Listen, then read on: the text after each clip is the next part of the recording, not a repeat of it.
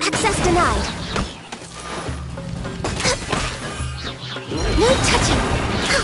Next on the agenda.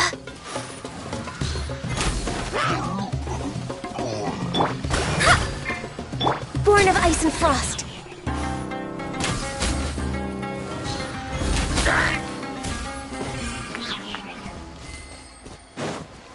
No touching.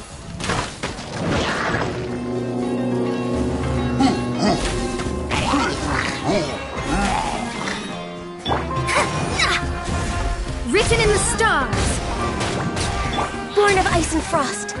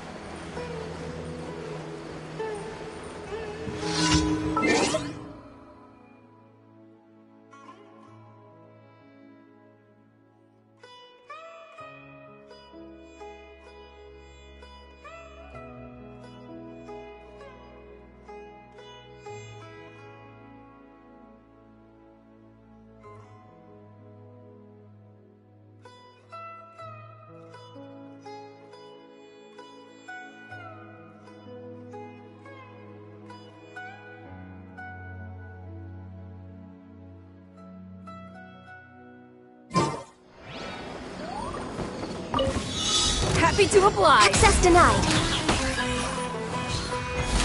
How heartless.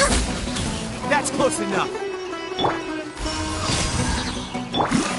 Shadows of fate. No touching.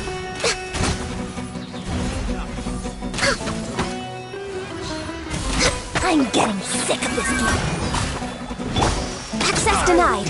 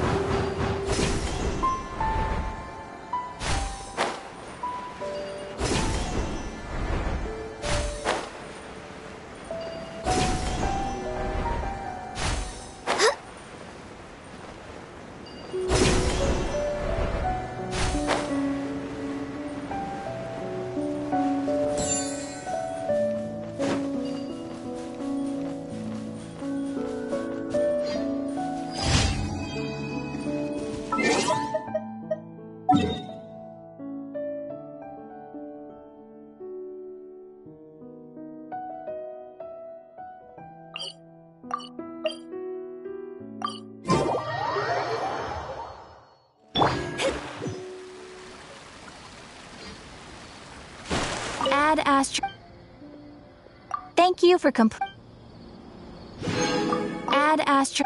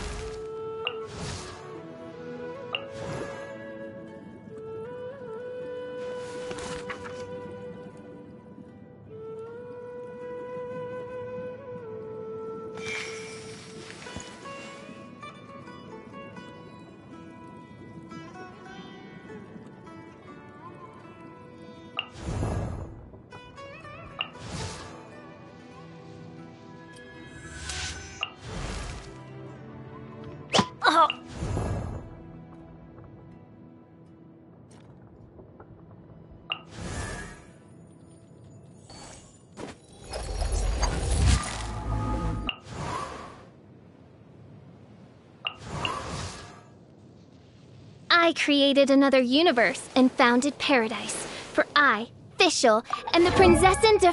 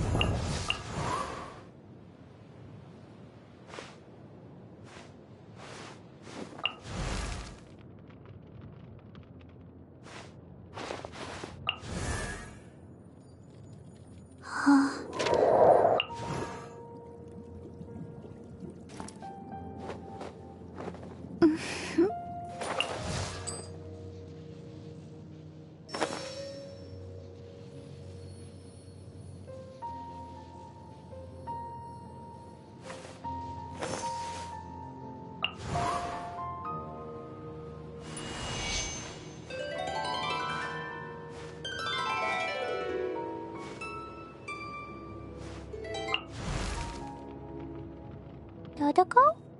Dodoko, where are you? Huh.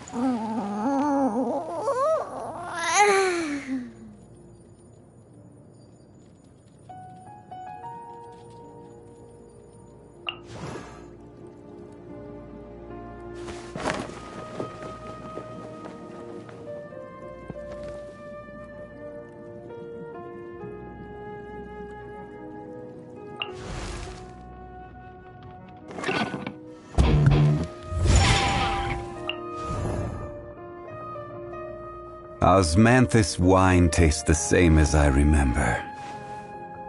But where are those who share the memory?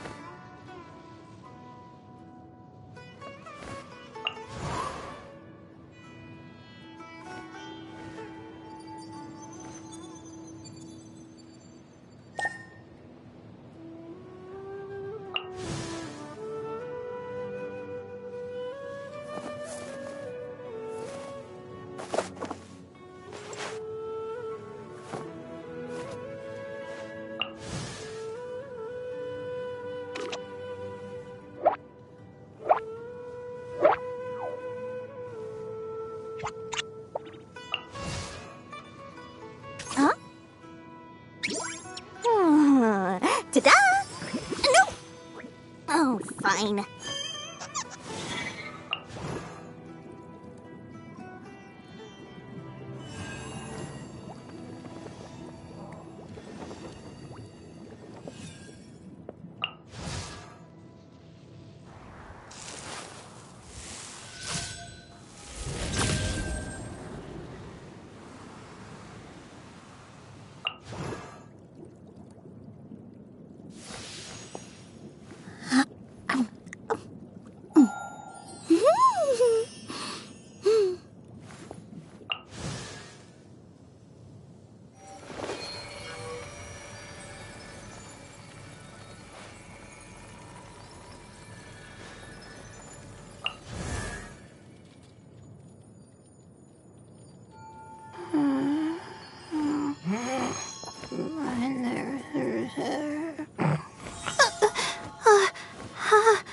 How did I do that?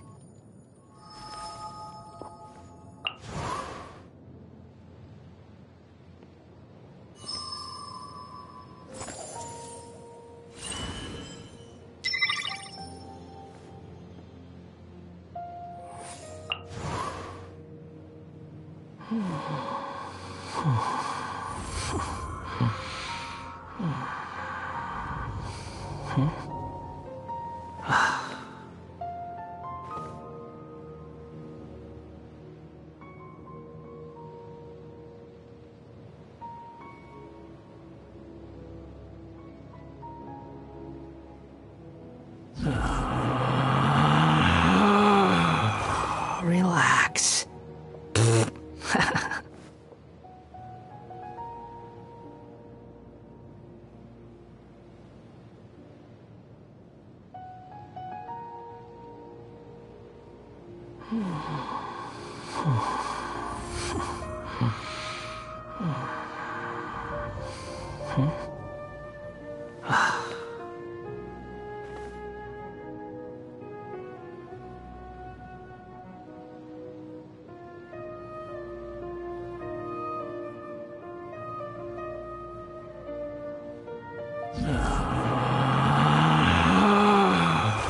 Relax.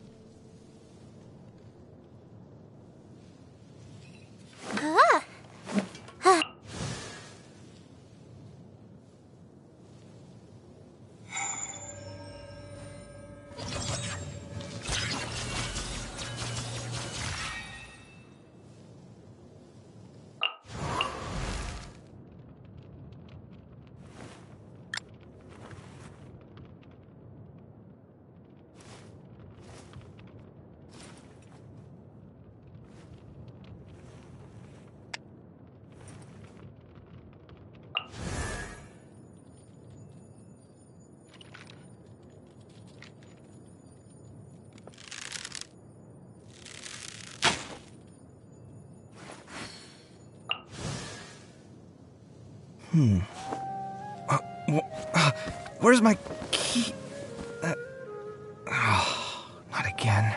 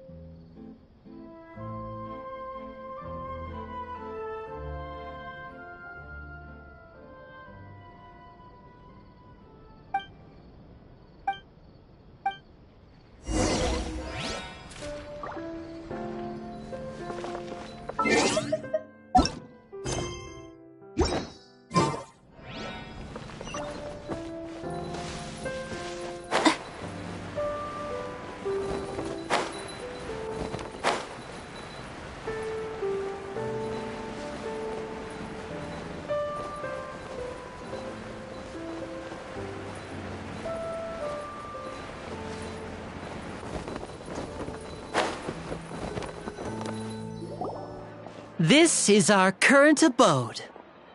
Ah, Fremine, you're home. Where did everyone else go? I have some new friends that I would like to introduce. Oh, they all just went out a moment ago. I see. Everyone is getting busier now that Father will be returning soon. I suppose that can't be helped. Allow me to introduce you to my little brother, Fremine. He is a phenomenal diver. Hello. Nice to meet you. Paimon is Paimon, and this is the Traveler. Oh, you sound very proud to have a diver as a brother, Linny.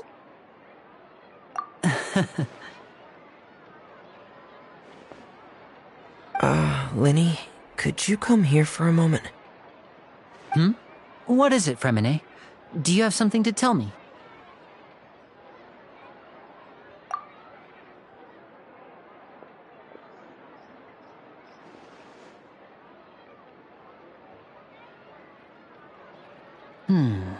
Okay, I see. Is everything all right? Oh, it's nothing. We were just discussing a little housework. So, before I forget, the Traveler and I collected more materials to make magic pockets. Yes, I went diving and gathered lots of materials. That's our friend.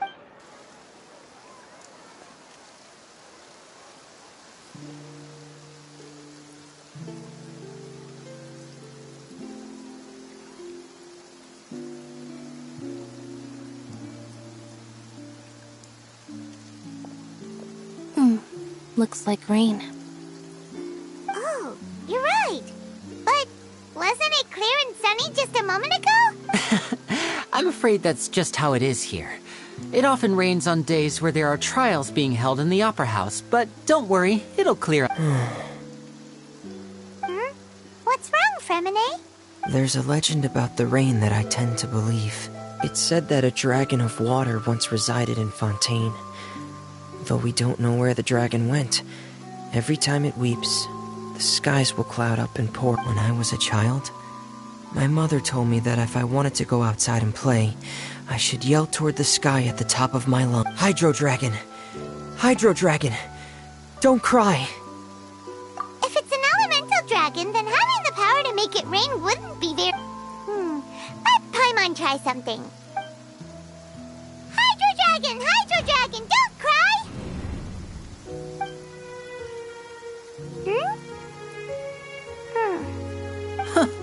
Doesn't seem to be of any use. It is just a legend after all. You know, you might be a more popular magician if you understood the concept of romanticism. Or could at least play along. Sorry. It might be because we've never met the Hydro Dragon. Perhaps it can't be comforted by the words of strangers.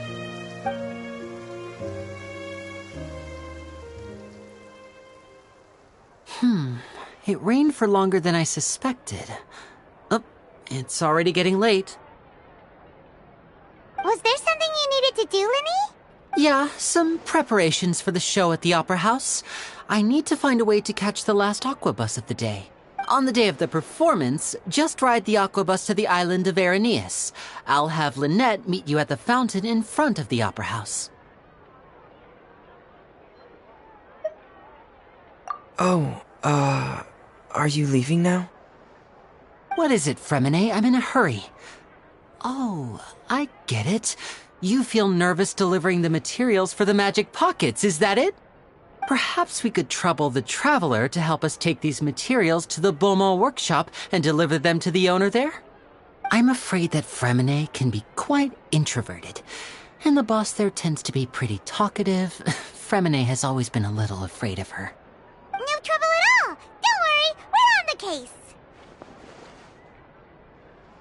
Sorry for the inconvenience. I'm quite used. Oh, no need. This will be a walk in the park for us.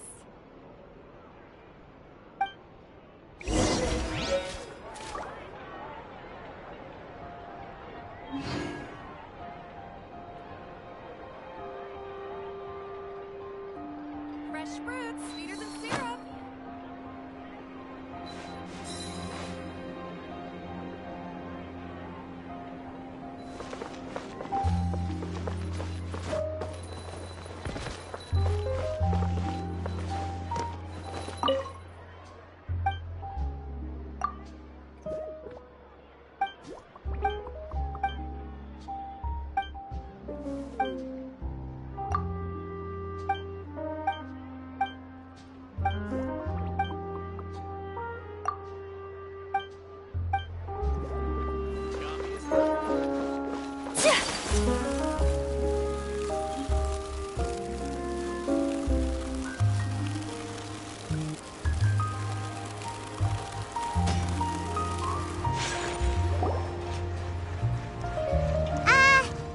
Hello? Is there anyone here? Oh, hello there. New customers? Looking to buy, or do you need something made? Or perhaps you're just looking for. Oh no, we're just here to deliver some materials. Here they are. They're for making... what were they called again? Ah, these must be for magic pockets. I could tell right away.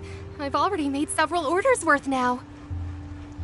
No need. They've already prepaid several batches worth. When they told me what they'd be using them for, I even offered them a discount. But they insisted on paying the full amount, saying that I had a business to run. It seems both their hearts and their pockets are made of gold. Whoa. So, is Linny actually loaded? I can't say for sure, but who knows? Maybe. Hey! Is this machine what you use to make stuff here? It looks really advanced. Why use your hands when a machine can do the work? It would be a waste not to use the latest technology, and wasting is a kind of crime. But where does a big machine like that get its power from? Well, it's a little complicated. I'm not sure I can put it in layman's terms for you. But basically, everything we usually use here in the city is powered by indemnitium. It's a type of energy that's produced from trials. Huh? How can trials produce energy? Well, I'm not completely sure of all the details myself, but basically, when a trial is in session, the Oratrice Mécanique d'Analyse Cardinale harvests people's belief in justice and converts it into energy to be used all around Fontaine. So that's what its other function is? Paimon heard that the Oratrice was created by the Archon to make judgments. But Paimon still doesn't get it. How could something unreliable like people's beliefs be turned into a stable power source for these machines?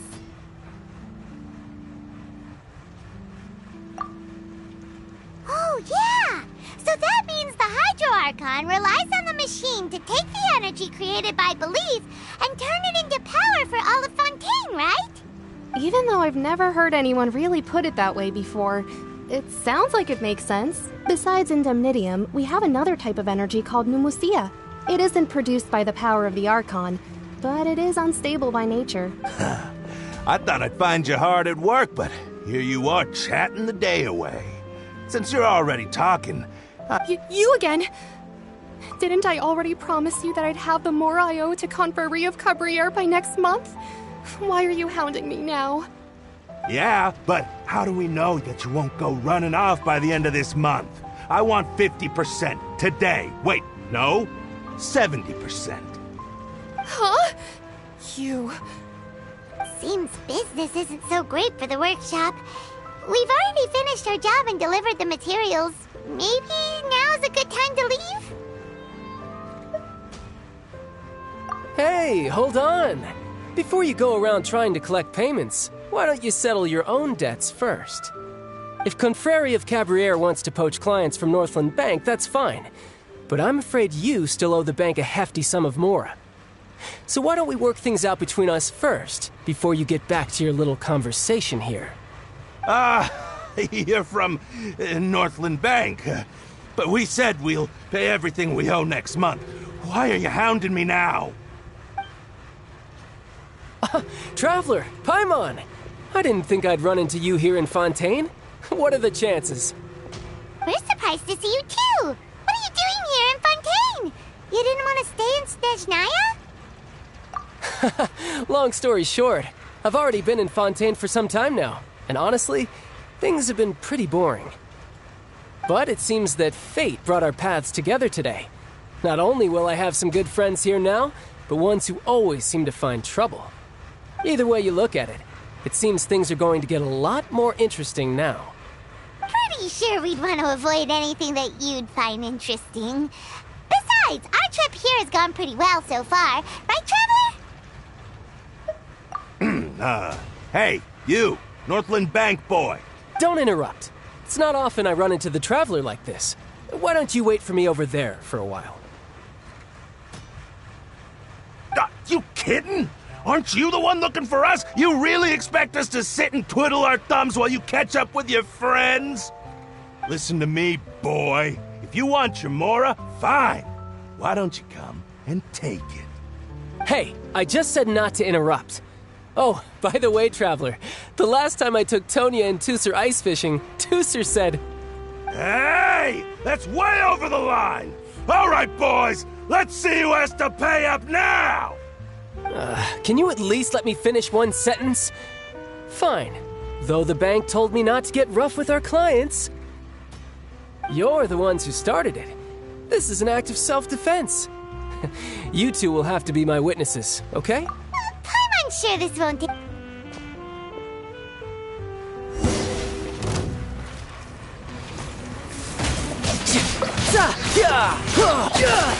Brace yourself! This is gonna hurt!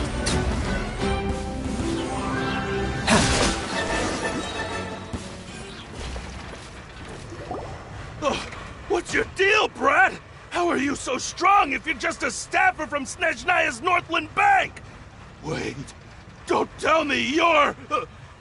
Oh, now you notice. It's a little late, don't you think? Just make sure you understand that you don't mess with Northland Bank. Got it?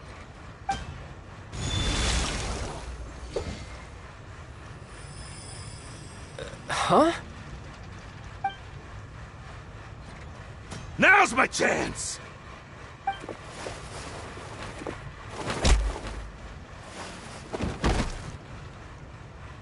Huh. That was weird.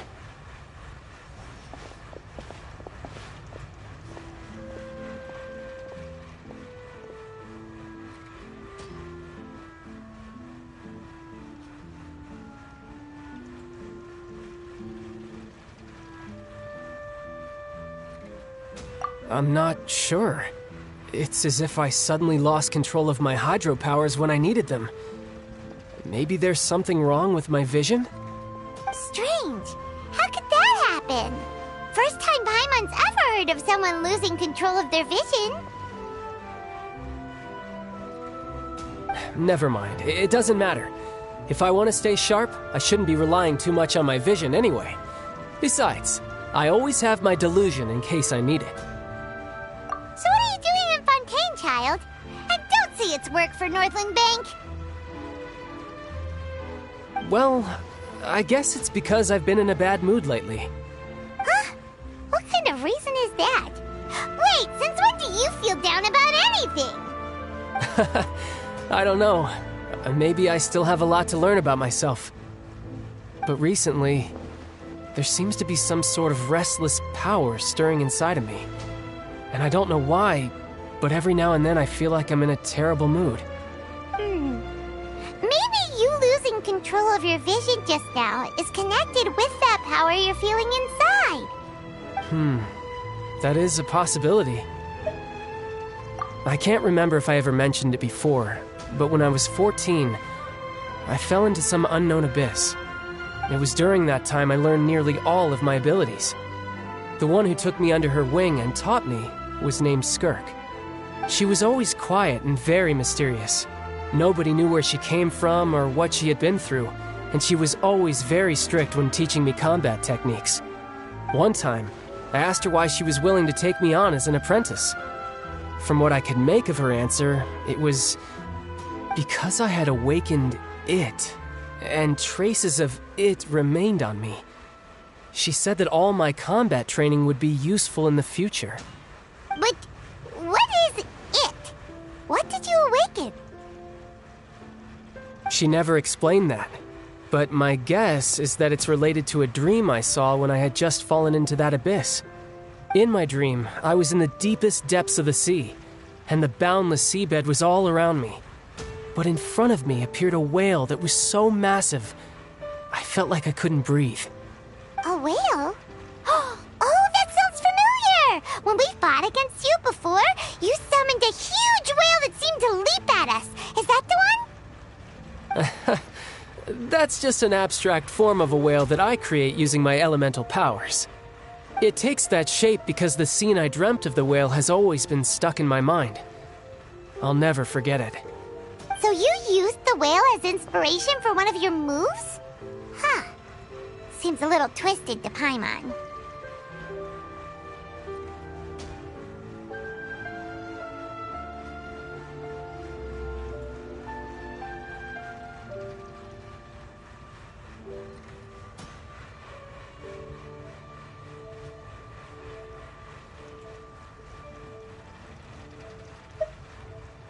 So why don't you just go ask your master? You make it sound so easy. Ever since the incident I experienced there, I've never stopped searching for Master Skirk and that unknown abyss. But it's been years now, and I've still found nothing. There isn't even a trace of the place where I remember falling into the abyss. Oh, it sounds like some kind of ghost story. Yeah, I'm out of leads at this point, but there's nothing more I can do. It seems that strange encounters in this world tend to— Oh, seems the time really flies when I'm talking with you. I just remembered I have somewhere else I need to be. What? More work for the Northland Bank? No, it's more of a personal appointment.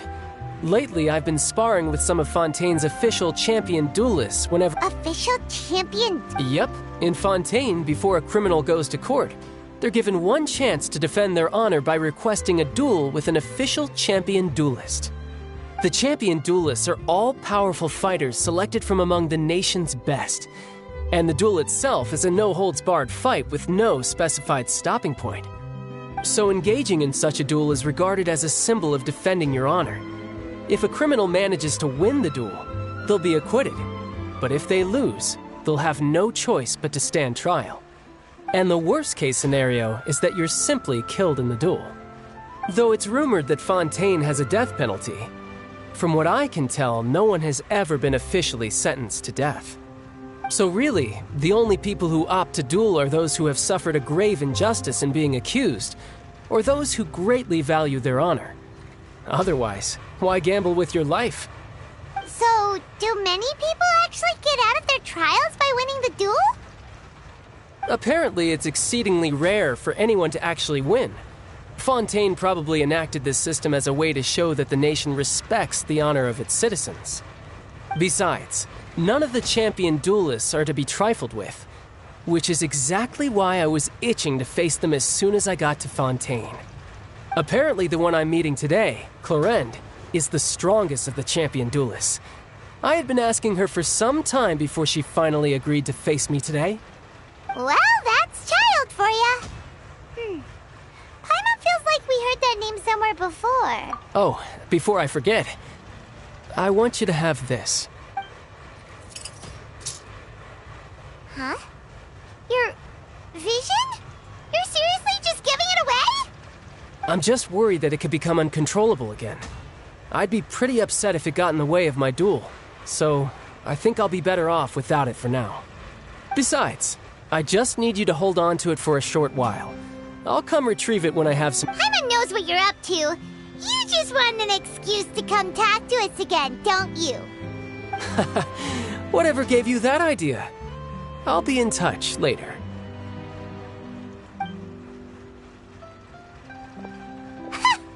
That sneaky guy. He said he's been feeling down lately, but he seemed the same as ever to Paimon. Well, since we don't have much to do for now, we might as well walk around and see the city before Lenny's performance.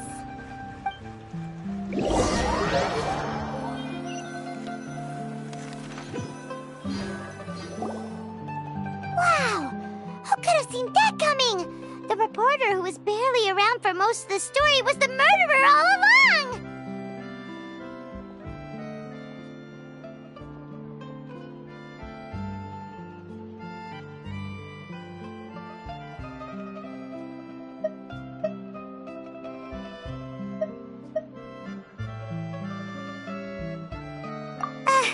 Sorry. Paimon was just surprised, that's all. Paimon never saw that twist coming. The murder mystery novels here are amazing! The whodunits here in Fontaine are a lot different than the light novels you see from Yai Publishing House. Both have their merits, but Paimon thinks this style of novels are more... Well, it's so exciting to reach the moment when the mystery is uncovered. Oh, sorry about that. Hey, shouldn't we be heading to the Opera House to see Linny's performance soon? It's almost time for the show to start, so we should get... Linny said that the Opera House is on Aranias, so let's go ride the Opera Bus!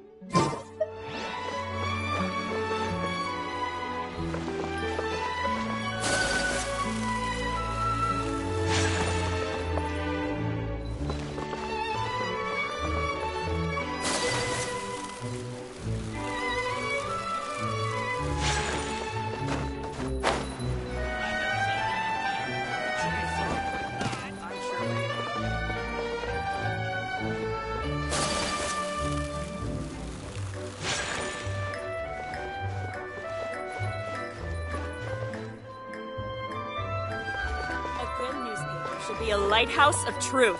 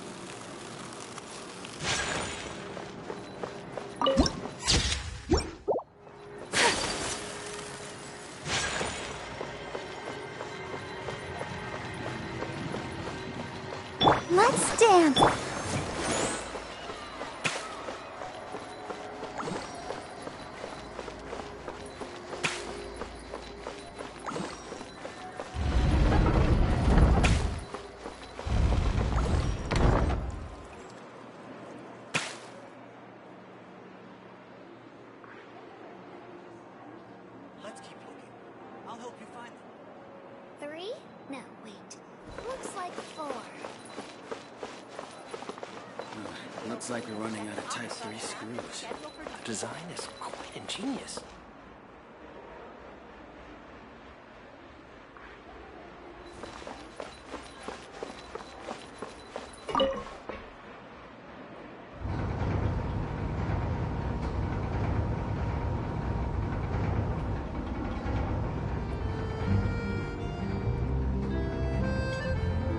Welcome to the court of Fontaine.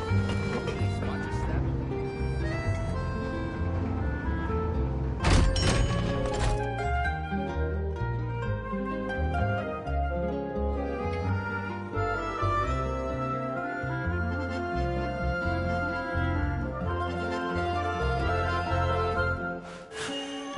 A bl-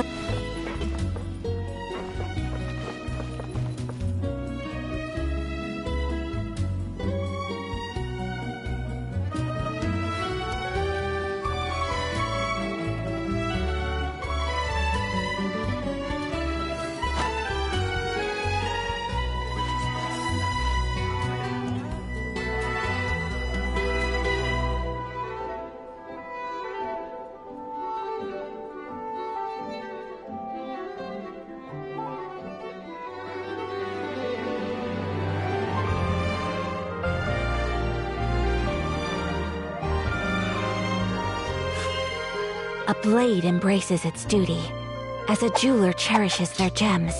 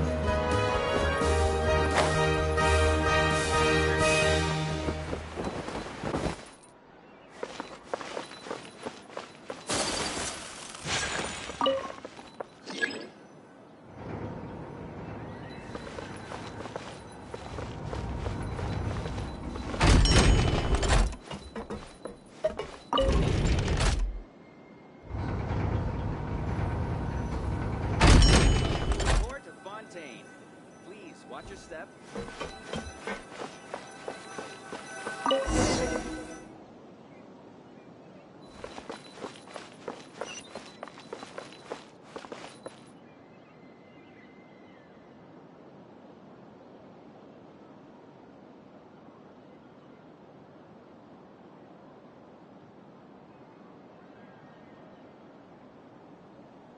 A blade is like a tea leaf. Only those who sample it many times can appreciate its true qualities.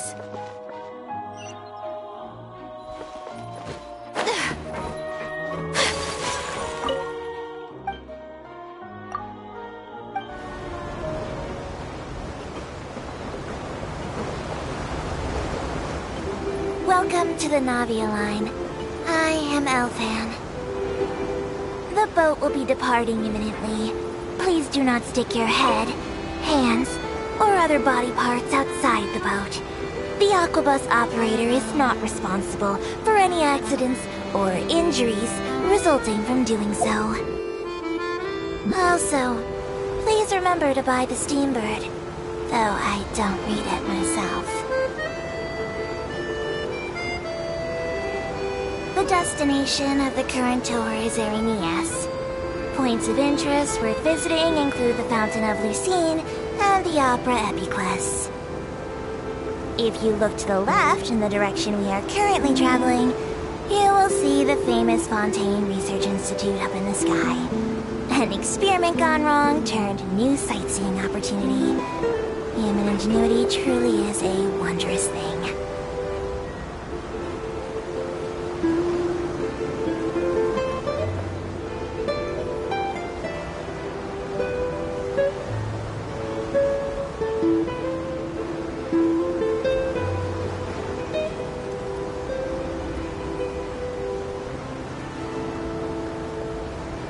approaching our final destination.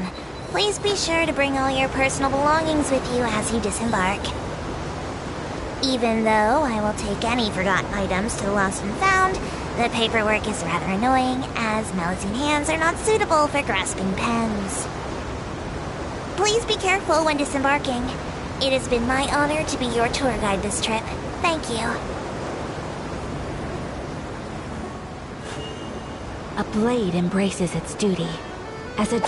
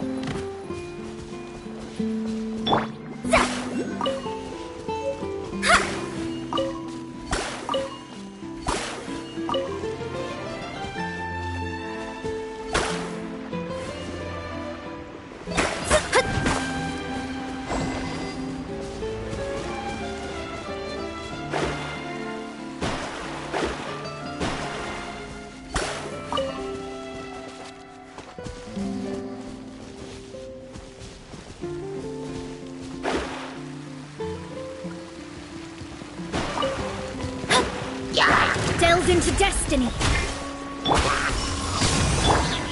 Take flight.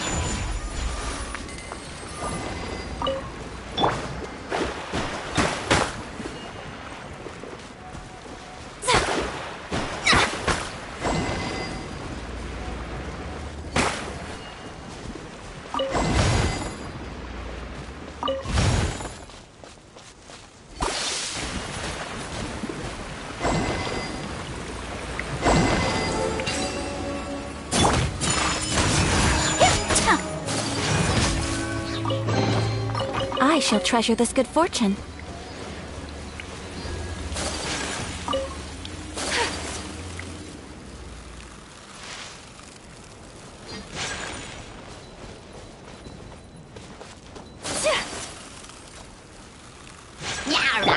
Fate is upon you.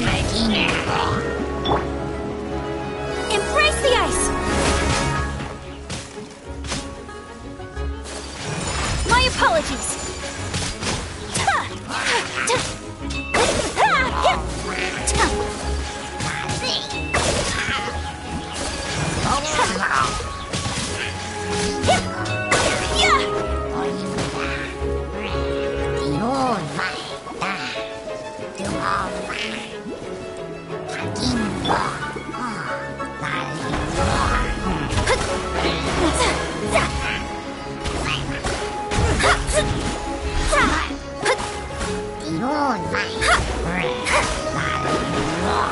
Shadows of fate.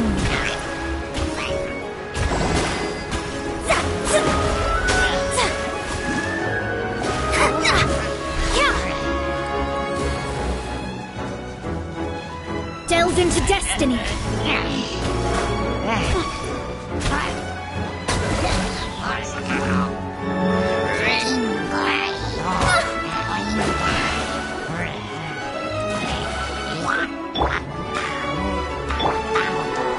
Written in the stars. Shadows of fate.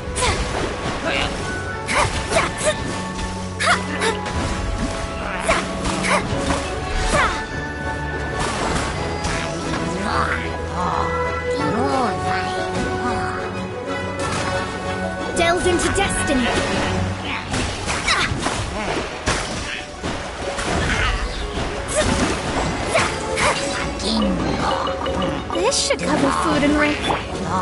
Do your master's bidding!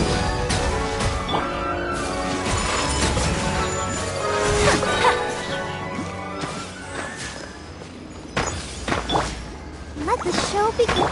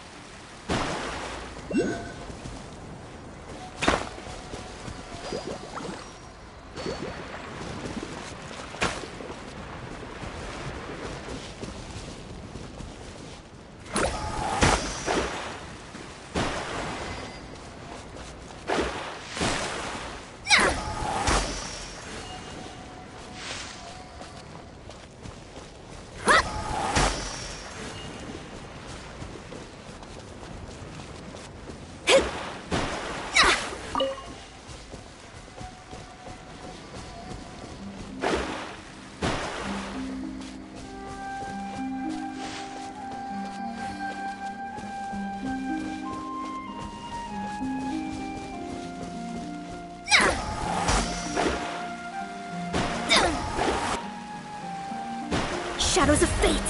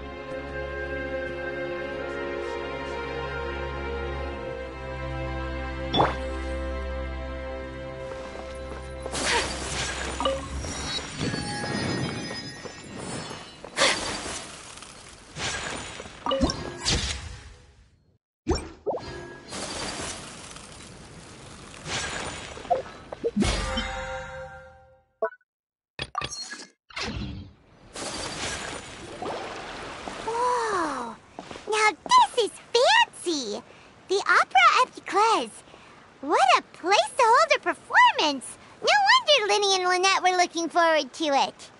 Huh. Looks like there's a lot of people standing around the fountain up ahead. Oh, Archon, please bless us with a bright and healthy child. We pray. I don't know why you always feel the need to ask so much. I'll be happy as long as our child is healthy and lives a peaceful life. I guess if they're our kid, then there's no doubt they'll turn out smart. Maybe this is one of the customs in Fontaine. There sure are a lot of couples here. Vache. What's wrong? Vache. Vache.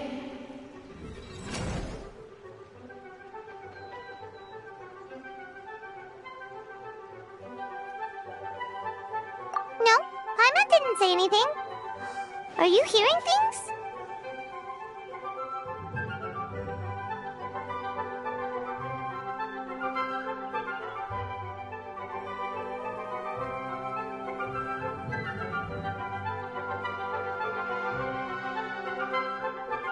Welcome to the Fountain of Lucine. All the water flowing through Fontaine converges here. It's customary for newlyweds to come here and wish for children. Ah! Lynette! You scared Paimon! When did you get here? Lenny asked me to wait here for you, remember? Right.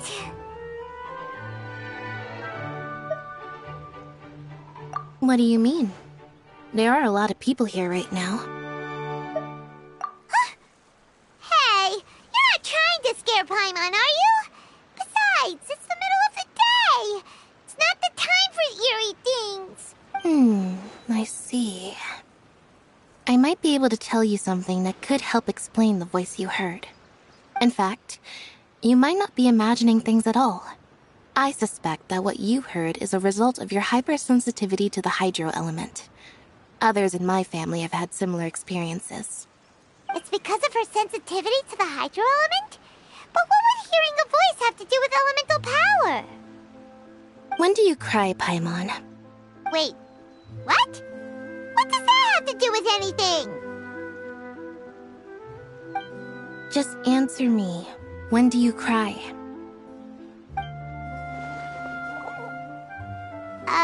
When Paimon's really sad? Oh, and when Paimon's super happy. Oh, and also when Paimon's really, really scared. Then you should understand that tears contain your most intense emotions.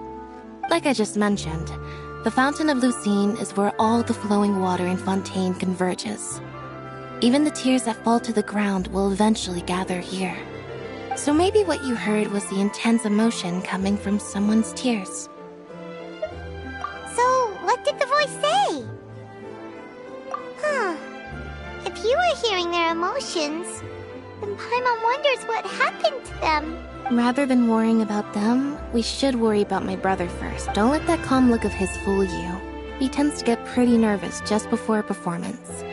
So chatting with Lenny might help him relax a little before he goes on stage. Oh, right.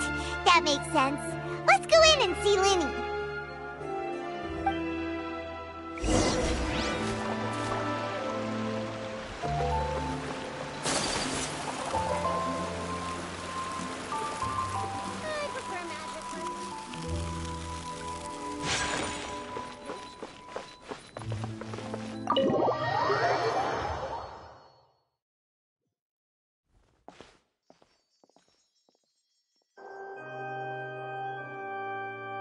Traveler and Paimon, good to see you. I knew you two would come. Are you kidding? We wouldn't miss it for the world. We've been looking forward to it. I can tell, judging by how early you've arrived. But you're actually right on time. The audience still hasn't started entering the venue yet, which means now is the perfect chance for us to take you to the best seats in the house. Wait just a moment. I'll fetch the tickets.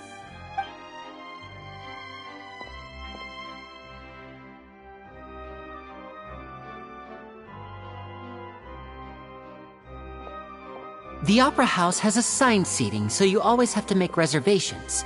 I've already reserved your seats, and here are your tickets. Ooh, front row seats! Thanks, Lenny! Don't mention it. There's no need to keep thanking me. Hey, Lenny! Could you come over here and take a look at this? Oh, I'll be right there. Seems there's an issue with the stage props over there. That's Cal, my assistant, calling me. I'll go lend him a hand. Yeah, we'll just go to our seats. You go ahead, Lenny.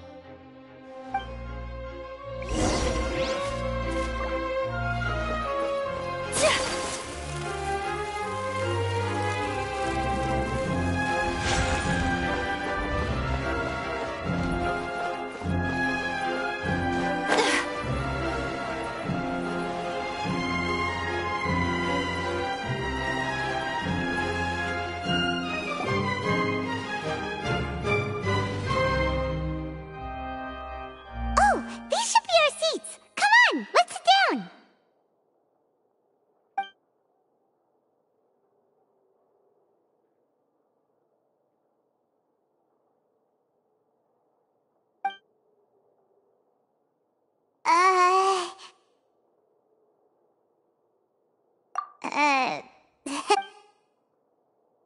Hey, Traveler. Maybe we should strike a conversation with the person next to us. Since we're sitting together and the rest of the place is practically empty still, it's kinda awkward if we don't say anything. Oh, you little... Of course you put this on Paimon! Excuse me, I did not realize you felt awkward. I am terribly sorry. I would be perfectly happy to chat with you if that is what you would like.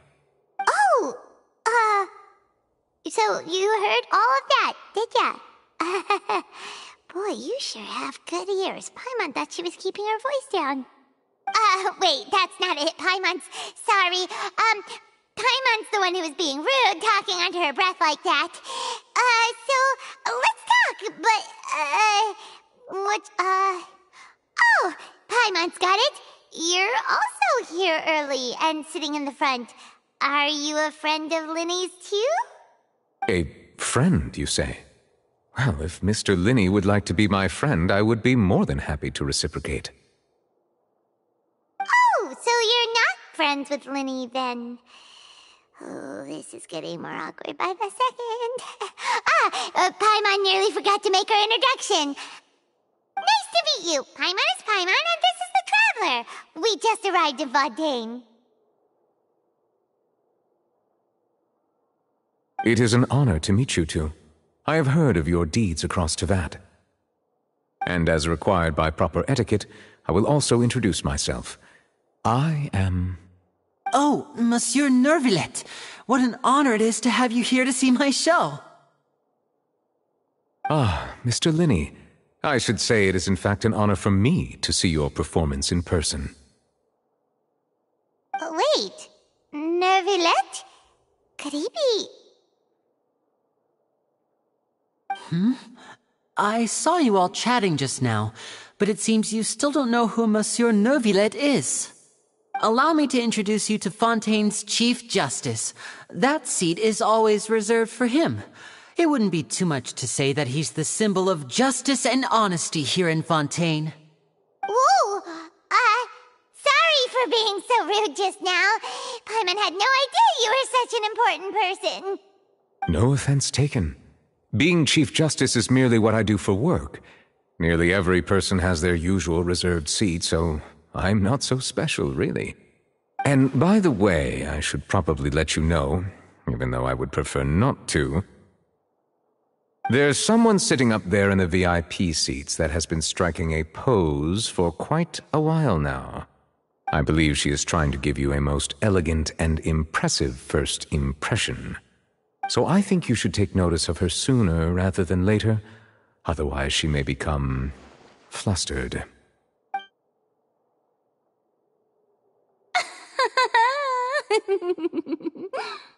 Huh? Oh, it's Farina, the Hydro Archon. Huh. She sure has a smug and satisfied look on her face. Guess she has no idea that you saw right through her act. Very good. That is for the best. No need to pay her any more attention. We may now enjoy the show. Huh? So is this what things are like between the Chief Justice and the Hydro Archon? All right, please wait just a moment longer. I've pretty much finished my preparations, and the performance will start as soon as the audience has made their way to their seats. Yay! The show's finally about to start! Paimon can hardly wait! Paimon's never seen a real live magic show before!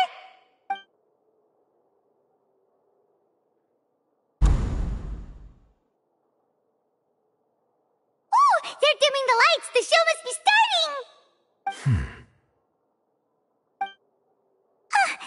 Sorry. Paimon will try to stay quiet. Welcome, one and all, to the Opera Epiclese. I am the star of today's show, Linny. And over here is my sister, Lynette, who will be working as my wonderful assistant. Please, let's give her a warm welcome. Hello, everyone. I know she may seem to be a little sleepy right now, but that's just a sign that she's nervous. Whatever. Now, some of you may be thinking, Two vision holders who can freely manipulate elemental powers performing magic is not true magic at all. So, I would like to take a moment to assure you that elemental powers will have nothing to do with what you will witness on the stage today.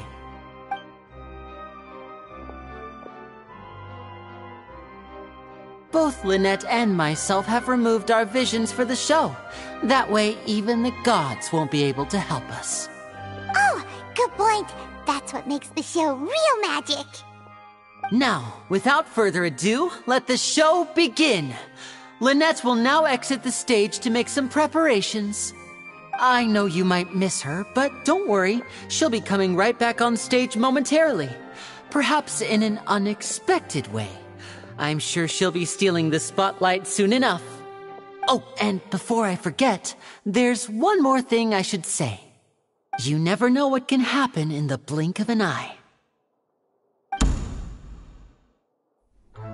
A magician's greatest skill is making things disappear or appear. The possibilities are endless.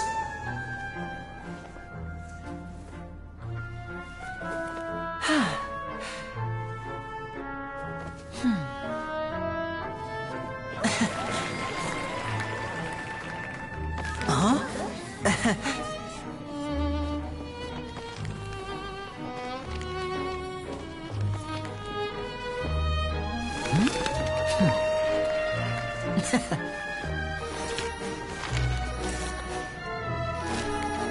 But this isn't what you came for. These little tricks, you've seen them all before.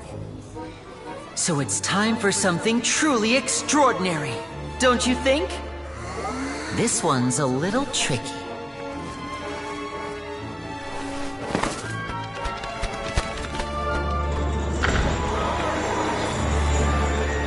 Using this water tank, I shall make my sister vanish completely, right before your very eyes.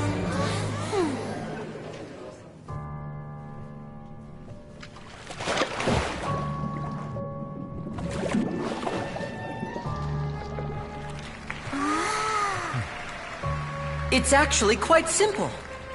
She'll just turn into air bubbles and float right out of the top.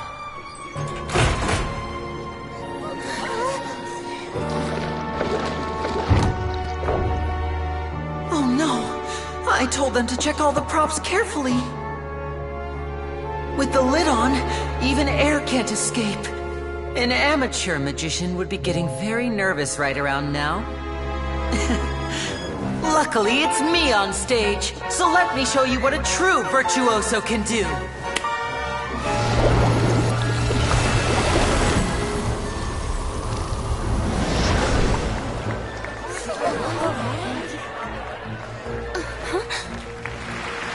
Lynette, are you still there?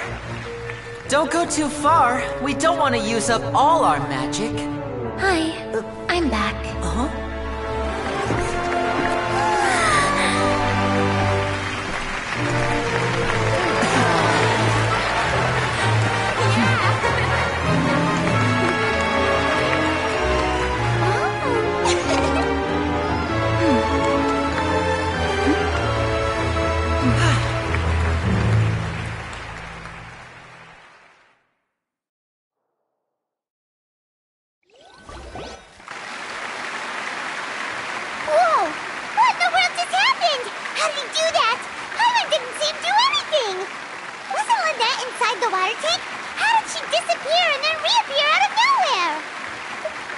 If we could see easily through his tricks, then that would mean that his skills are still lacking.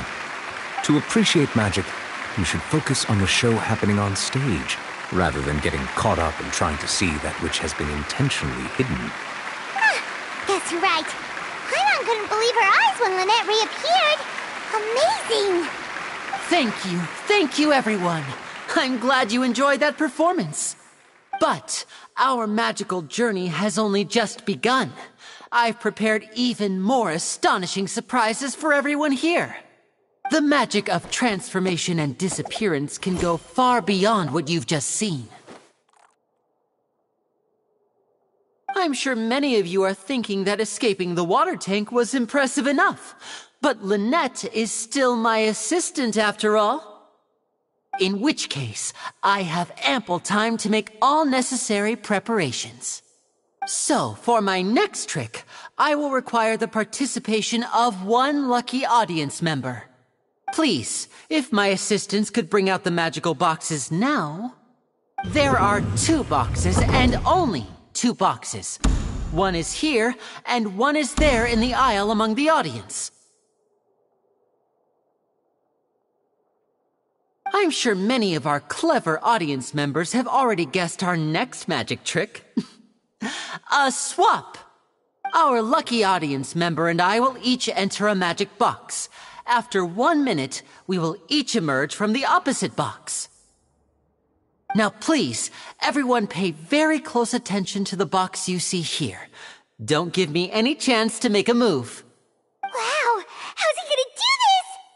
Hey, do you think this is all magic tricks, or does Lenny have actual superpowers? The lucky audience member will be generated by this random number selector. It selects numbers entirely at random. Even I don't know who will be chosen to participate. Now then, let's begin. Let me see. Oh, row 7, seat 3. Congratulations! You now have the chance to experience magic firsthand for an entire minute. Please, come forward. My assistant will take you beside the magic box. I'm sorry, it might be a little cramped inside, but no need to feel nervous. We've carefully arranged everything for you to be as comfortable as possible. You don't need to do anything, but no matter what strange things may happen, don't come out of the box. If the magic is interrupted, who knows where you might end up? You might even find yourself in the Fortress of Meripede. Oh, okay. All right. Before I enter the magic box, there is one more thing I need to ask the audience to do. Could you all give me a countdown? Like this. 60, 59, 58. Just keep counting down. You can go a little faster or slower if you like. I won't be able to see anything in the pitch black box, so I'll be relying on your voices to know when time is up. Oh, and no tricks now. If you quickly count from 60 in just 30 seconds, then I'll be in a tough spot. Ooh! Paimon kinda wants to count faster after hearing him say that! No, that won't do. I can see it in your eyes. You still can't be... Come on, repeat after me. 60, 59, 58. 60, 59, 58! That's right, perfect. Keep it going. All right, I'll see you all on the other side once you've finished counting. 54, 53, 52? Why aren't you counting, Nervalet? I am counting in my head. I think things are exciting enough in here as it is. Merely a consequence of my identity and personality. Do not worry about me. Just enjoy the show. Oh, all right. You look so serious that Paimon thought you might be feeling uncomfortable or something. 40, 39, 38! Mr. Linney, are you all right in there? Is everything ready? Yes, I'm fine. I'm just double-checking the direction of the magic. It would be a disaster if we get sent to the wrong places. For example, mid-air right above the audience. Even though he's saying that, Lenny doesn't seem nervous at all.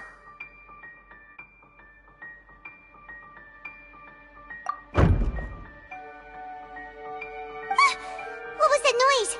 Did you hear it too?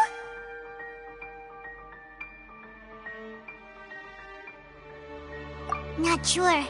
Anyway, it doesn't seem like anyone's worried about it.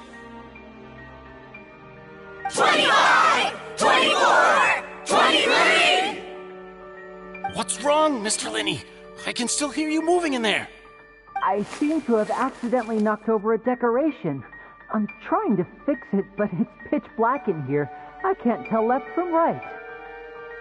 Never mind the decorations. There's no time for that. The show is what's important. No, that's unacceptable. I want my show to be perfect. 19!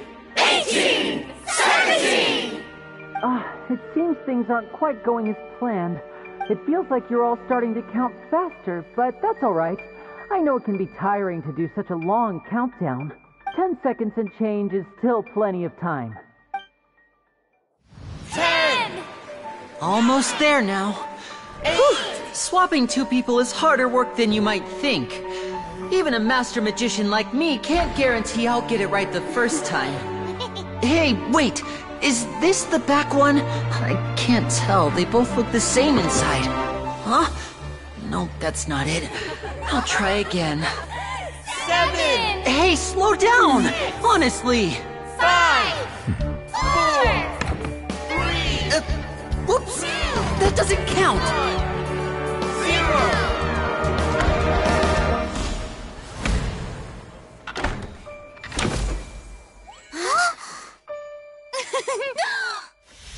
Ta-da!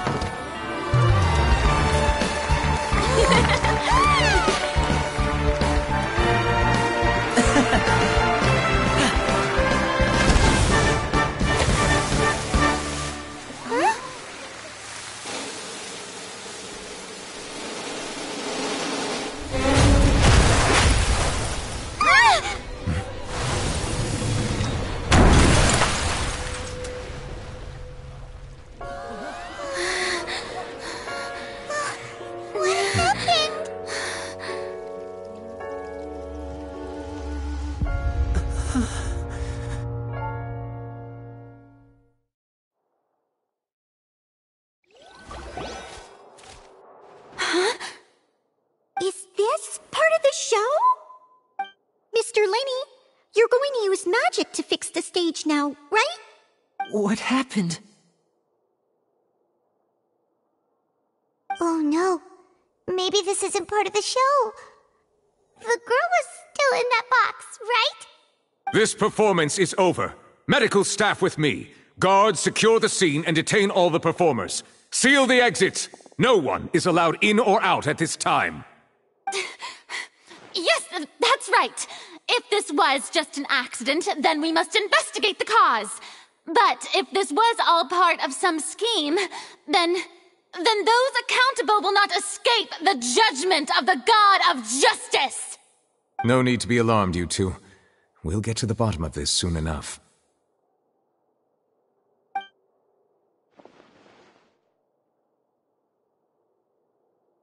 Unfortunately, the person who is in the magic box has been pronounced dead.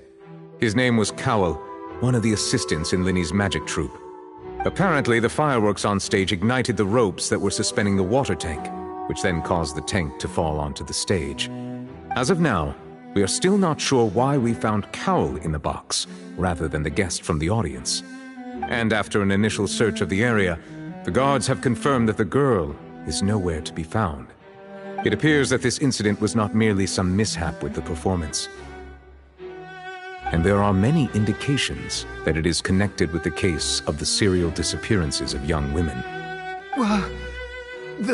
The serial disappearances case? That's the case that Charlotte mentioned before!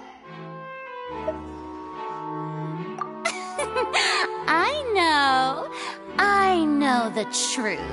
I can see through the whole thing. Really, using such a shallow and obvious mystery as his finale. Did he really underestimate us that badly?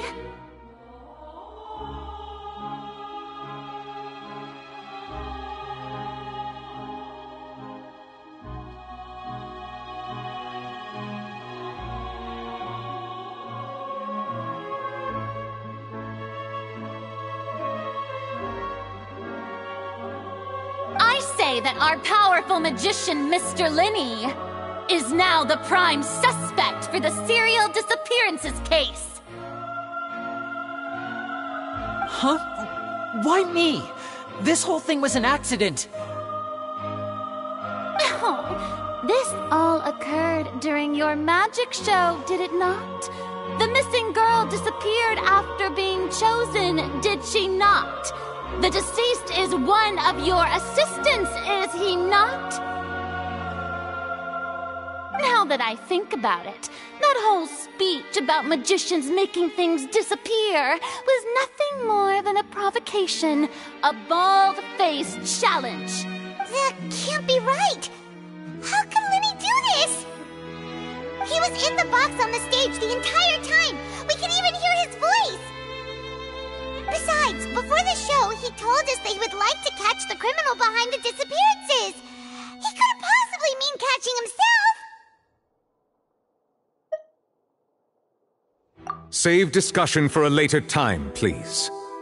Lady Farina, may I assume that your comments just now constitute an accusation against Mr. Linney and his associates, and that you are pressing charges? Huh? I just think that I think it might be a little early to talk about formally pressing charges. But what Lady Farina said just now makes perfect sense. Looks like she's gonna personally deliver justice. A kidnapping and murder carried out under the cover of a magic show. Lady Farina said it all. I mean, of course, my dear people. But what excites me even more than the obvious truth before our eyes is the opponent I'll be facing. That's right. I mean you, Traveler. You'll support Lenny, won't you? After all, he was the one who helped you the first time we met.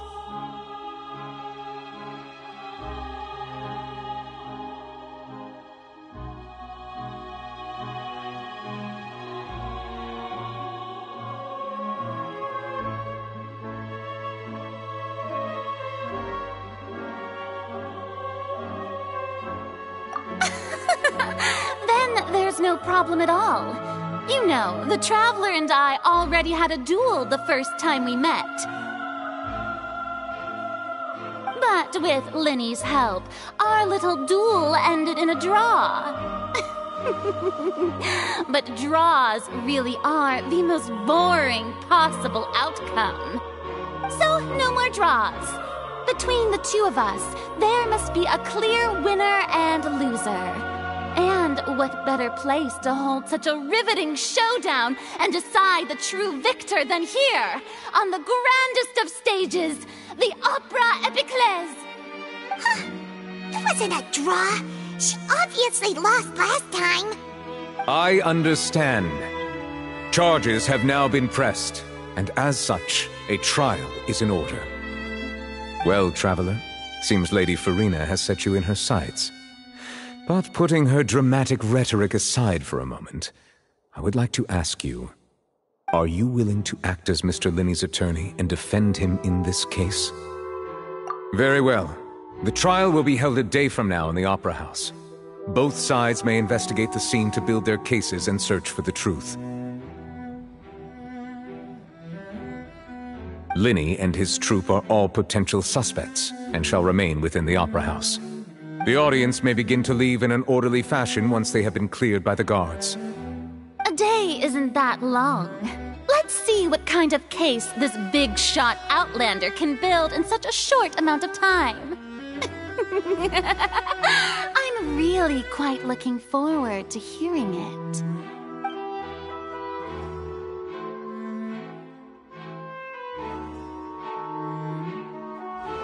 Lenny!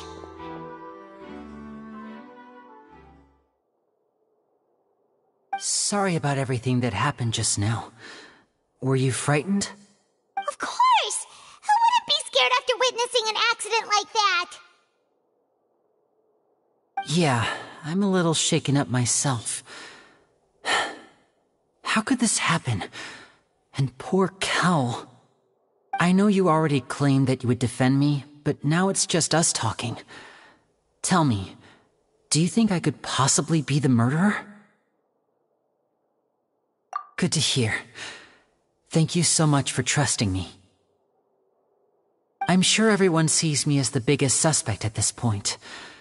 But if you ask me, the whole thing is mysteries layered upon mysteries, such that all that's left is confusion.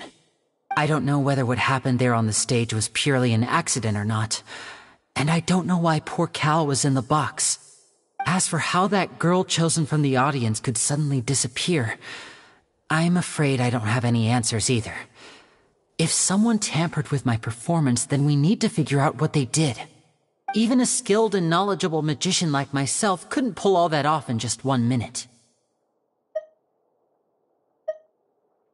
Which is precisely why we need to investigate! As this book says, the impossible could not have happened. Whatever happened must have been that which is possible.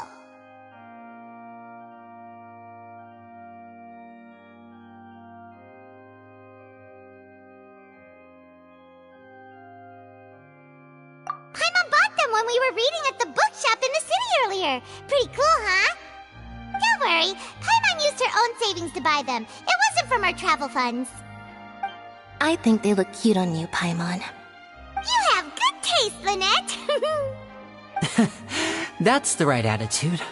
Feeling depressed isn't going to help me now. I need to get back to my normal self. But with the guards watching our every move, it's going to be especially difficult for Lynette and I to prove our own innocence. Good thing you agreed to be our attorneys. Thanks for that. We'll be counting on you. Yes, thank you so much.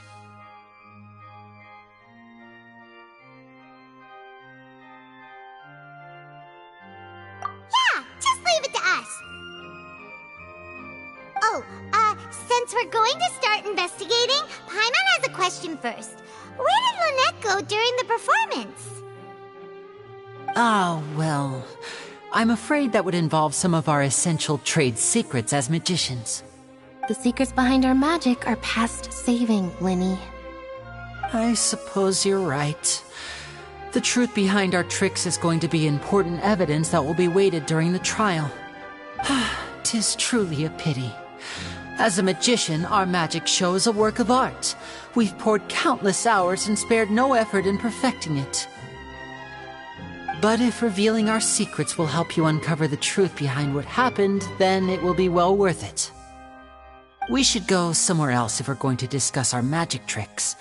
We'll go speak with the guards, and in the meantime, you can go investigate the stage and the seating areas.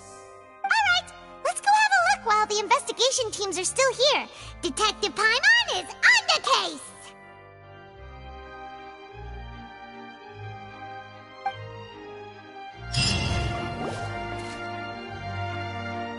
Hello, officer. How's the investigation going? I see. You must be the traveler that Lady Farina mentioned. Listen, I'll be perfectly honest with you. I'd avoid getting mixed up in this whirlpool of a mess if I were you. Huh? What are you— Come with me and you'll see.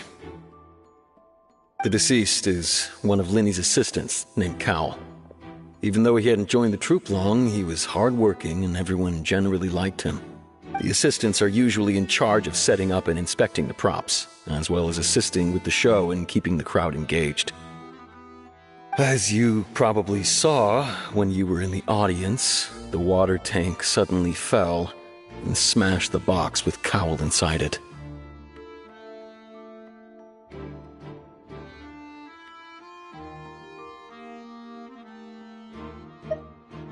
This is the real mystery. We've already searched the scene and were unable to find any traces of the girl. However, if you look carefully, the box was positioned directly under the water tank. The ropes holding the tank were then burned by the pyrotechnics on stage, causing them to snap.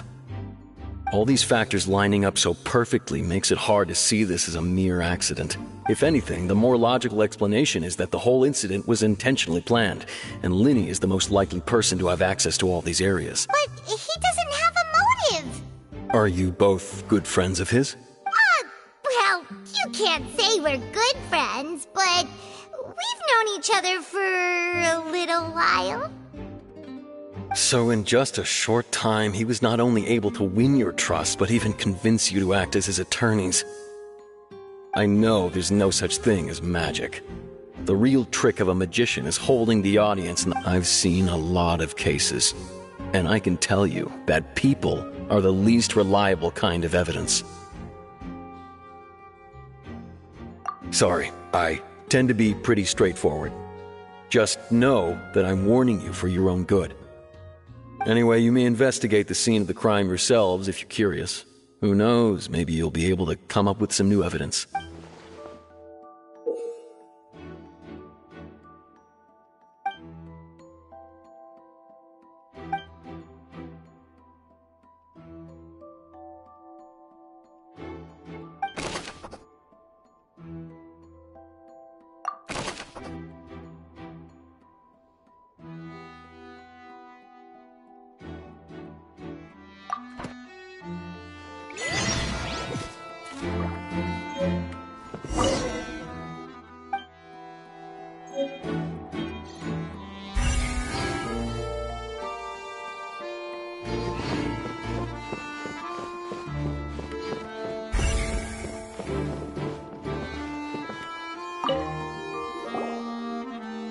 The investigation team has some new findings. Turns out there's an issue with the random number selector after all. See, I told you. What if the machine picked some big guy's seat? You think the murderer would have still made his move then? Sorry to interrupt, but we're helping Linny and Lynette with their side of the investigation. What were you saying about the number selector? There's something wrong with... You're trying to help them? That'll be a tall order. Linny used the machine to pick a random member of the audience during his performance, right? The lucky girl that later disappeared. Well, we thought there might be a serious problem with the machine, so we had it taken away for further inspection. It turns out that the seat number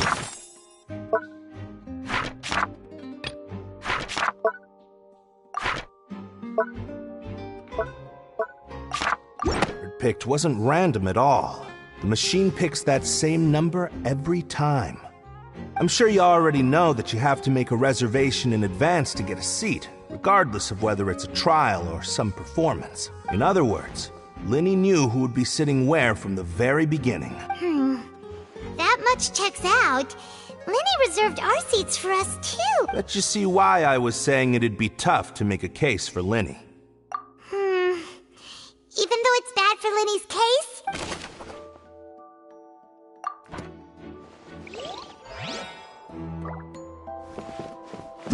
Clever the...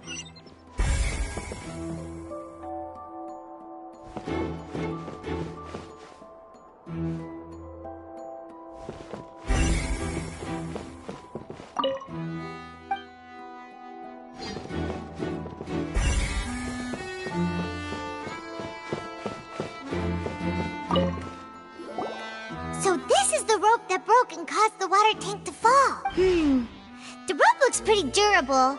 How can it be burned through so quickly by fireworks?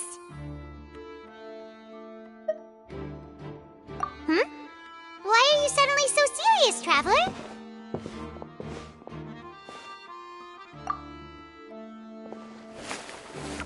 Whoa. Look! This bit is made from different material! Most of it was burned away, but there's still a little bit of it left.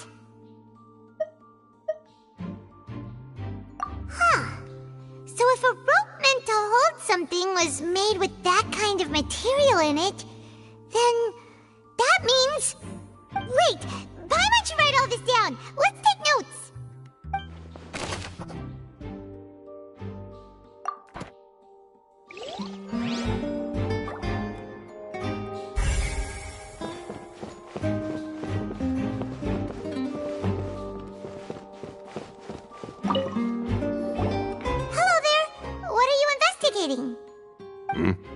Oh, this location has also been cordoned off because the Magic Troop members are currently considered prime suspects.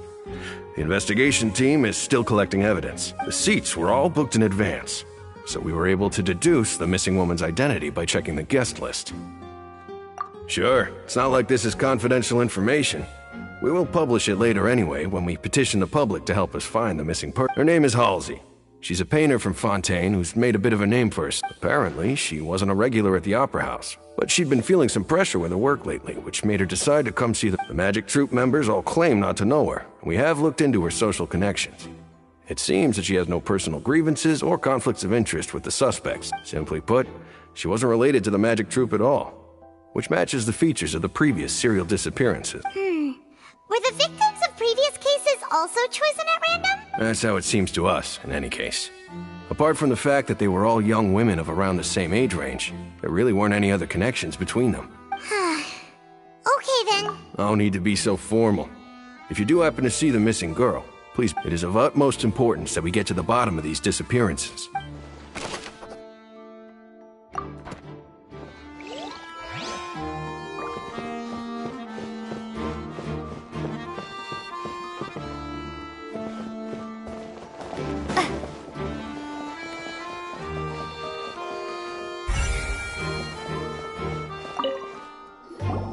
I see that you're investigating the area.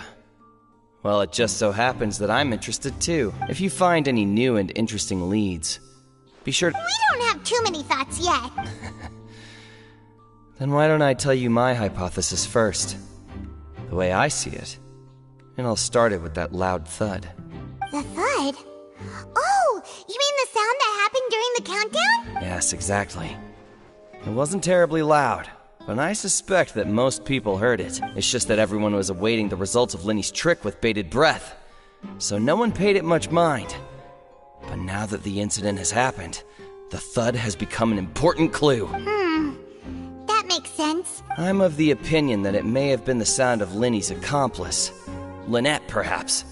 Jumping atop the water tank or something like that. And when the pyrotechnics went off, she cut the rope, sending the water tank crashing down. Wait, wasn't the noise we heard too loud? Perhaps the balance wasn't right, leading to a particularly rough landing.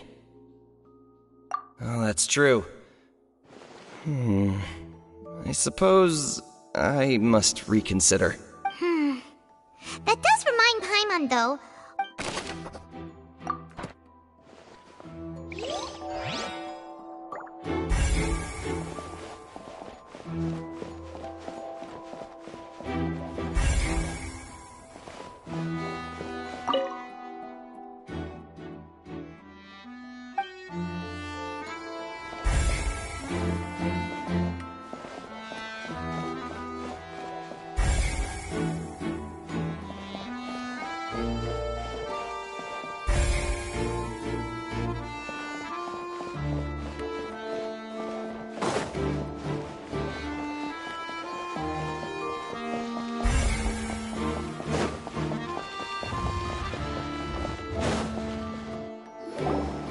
Hey, you!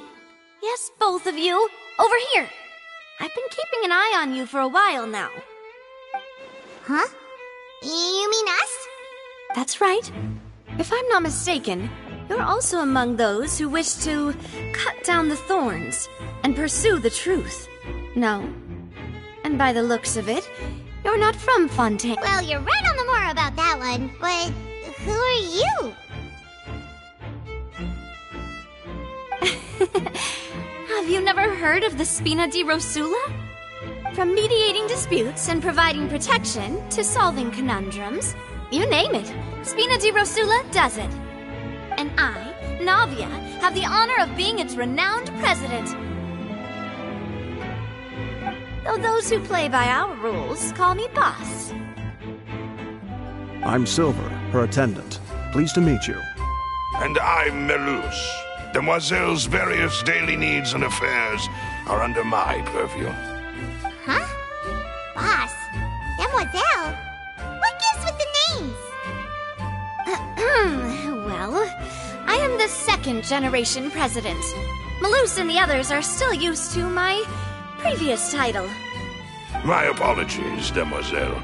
Should you prefer, boss, I will endeavor to use that instead. No need. You don't have to call me boss. Just Navia is fine. Okay, if you say so. Not that we're members of Spina di Rosula anyway. All merely trifling details. Never mind. Now, back to the situation at hand.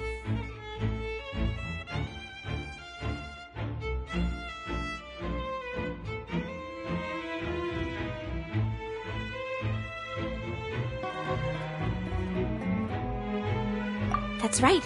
I've always kept an eye on the serial disappearance cases. My interest stems from a matter back from my father's time. Judging from the look of things, I find Linny an unlikely mastermind. Really? We think so too! That's why we're looking for clues now. But how did you come to that conclusion? Intuition, naturally. My unparalleled intuition.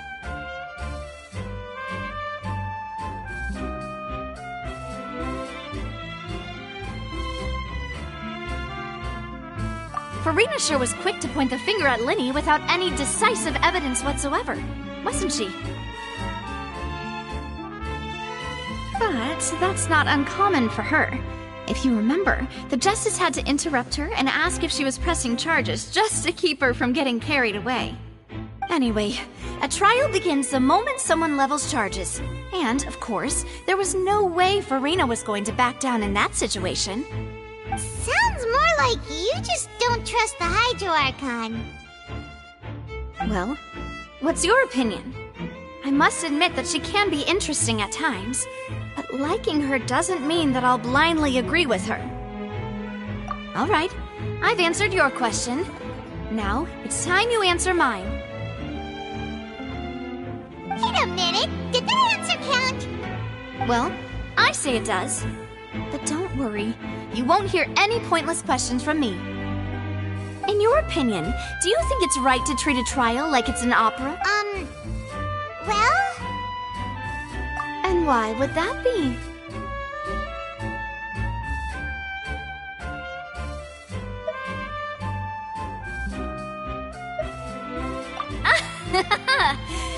See, Silver and Maloose? I told you they'd be different. Most astute of you, demoiselle. I, too, think that the Traveler's response was most excellent.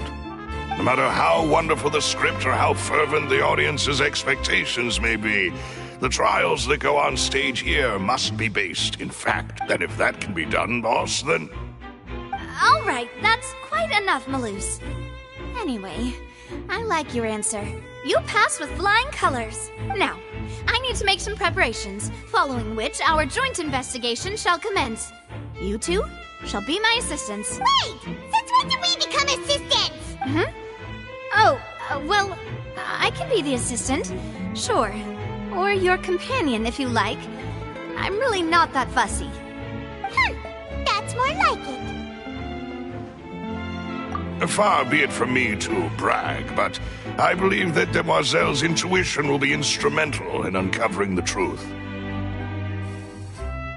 You wish to save a friend from false accusations, and we wish to unravel the disappearances. In this sense, our goals are aligned.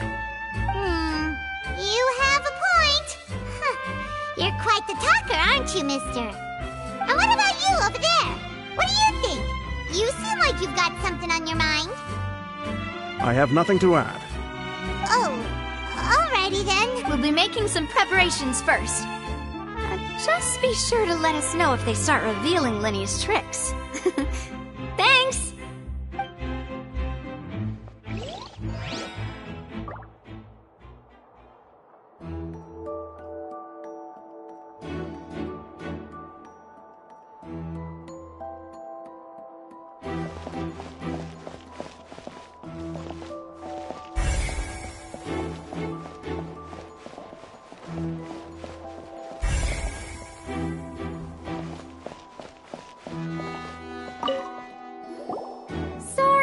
But no one can freely enter or exit the Opera House at the moment.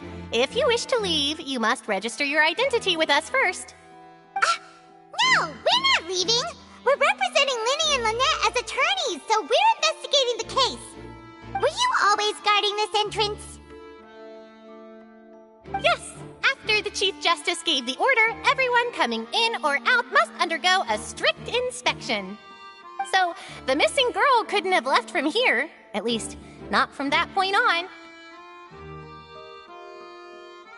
I doubt there was much opportunity then, either. How can you be so sure, Well, because I was in charge of security near the entrance at that time. I couldn't see Linny's performance from here, which was quite a shame. Just my luck. But still, I did not abandon my post, and I stayed put no matter how loud the applause was. If someone had so much as even approached the door, I would have noticed it, let alone if they had tried to leave. We Melusines are good at that sort of thing, you know. So, it's safe to say the girl couldn't have left through here. Alright, thank you for your help. This'll be useful info.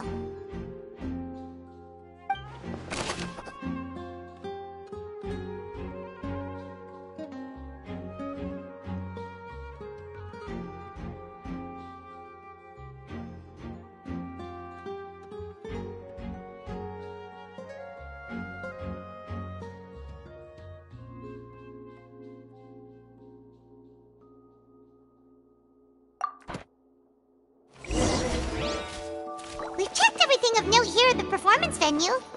Paimon wonders how Linny's discussion with the guards is going. Let's go see, shall we? Ooh, things are getting interesting, huh? We're about to see how magic is made. Understood. Then I will be going with you. Just so you're aware, I will be monitoring your actions and making notes as necessary. Very good. Thanks for being so agreeable. I'd pull a rose out of my hat as a gift for you if I could. You may spare the pleasantries. I'm just doing my job. You've arrived. Who's this? Me? I'm Spina di Rosula's guardian angel. If you've got a problem, I've got the firepower. Sorry, I got a little carried away there. Call me Navia. I'm a partner of theirs, and will be helping investigate this whole situation. And these are my companions. Would you mind if they join as well? Fine by me. Oh, new helpers? I would be most grateful. Well, let's just say we're tagging along. It's not every day you get to see the secrets behind magic performed on such a large scale. I appreciate your kind interest. Come with me. We'll be heading below stage. Huh? Below stage? Yes, a world of secrets is hidden beneath this magic box, prepared specifically for this switcheroo trick. But before I reveal everything, you should have a look first. Notice anything strange here?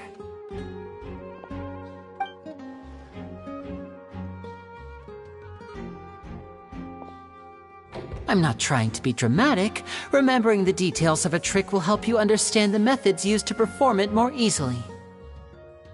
Huh. Weren't there balloons and other decorations here? Where did all that go? Ah, good eye. That said, you're still far from discovering the answer. The back? You mean the inside of the door? What's... Very good indeed. I thought you might not be able to catch that, given that you were sitting in the back of this door was patterned. Those patterns are now gone, replaced by a smooth wooden board. So, if you put 2 and 2 together, what do you get? Exactly. All right, let's go. I'll tell you how it works as we head down. Oh, so there was a passageway under the magic box! I knew you'd figure out most of it as soon as you saw this place. The 2 magic boxes are positioned right above the 2 entrances of the tunnel. See this flatbed trolley? The box with the lucky audience member in it would be shuttled over to the other side using the trolley. This trolley can raise and lower and even rotate, ensuring that the box will face in the right direction. I see. So that's the purpose of the box inside another box. Precisely. The inner box would descend after the audience member was put inside and be moved along the trolley, all while the outer box would remain on stage as if nothing had ever changed. So that's how you did it! Once the box was lowered, the trolley would store some energy through this device here, with which it would complete the rest of the steps. The audience member would only be able to feel some slight movements in the dark, and by the time she walked out, she would already be back on stage. Right! You were talking that whole time! And you even came out for a moment. Ah, yes. A phonograph operated by Lynette was used to achieve that effect. My assistant and I had already scripted our conversation beforehand. When the countdown began, I had already gone to the opposite box via a tunnel using that ladder. And what about Lynette? Where was she? I was in the mezzanine space in the back of the box. Oh, interesting! That's how we were able to coordinate Linny's lines with the assistant. And, by the way, I was the one who walked out of the box at the end. I mean, we are twins. All it takes is a change of clothes and no one can tell who's who. And that's my favorite part of this trick. Only Lynette and I can perform it. So that's how it all worked! Wow, every detail you revealed was more amazing than the last! Lynette would briefly walk out of the box and then go back in, jumping into the tunnel and escaping before the box on the trolley could finish ascending. And then I walk out of the other box in the audience area, and the trick would be complete. The operative word here being would. But as you saw, Cal was in the box, not our audience member. She, on the other hand, mysteriously vanished. We really don't know how that happened. If not for that interlude, this would have been an astonishing trick. I probably never would have figured out how you pulled it off. And yet, to think that someone was able to use this magic trick to commit a crime. Could we have a look around? I think we can come up with some more leads. This is the scene of the crime, so Linny and Lynette are not permitted to stay here. I'll escort them back up. Yes, of course. No need to be so strict now. I won't disappear into thin air, you know. Thanks, everyone. We're counting on you.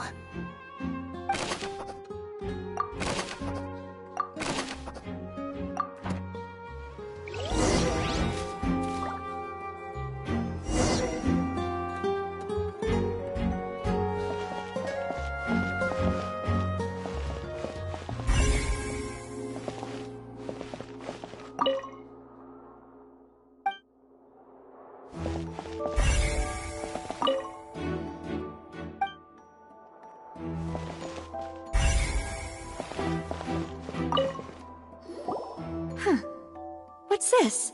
Looks like a hook tied to the end of a rope. Huh? There's all kinds of odds and ends here. Perhaps it was a prop for a different trick. But why would it have been left here? Whatever it is,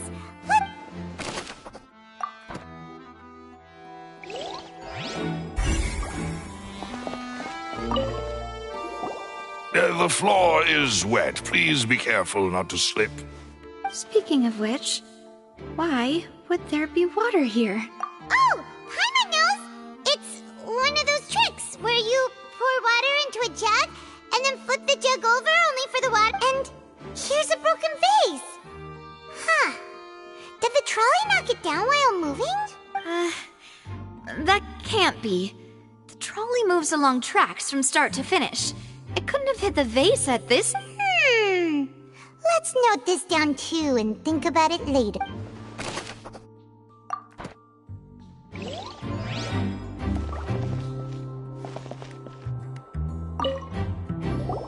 Oh, these are the clothes that the lady chosen from the audience was wearing, right? Her clothes are here, but she's nowhere to be found.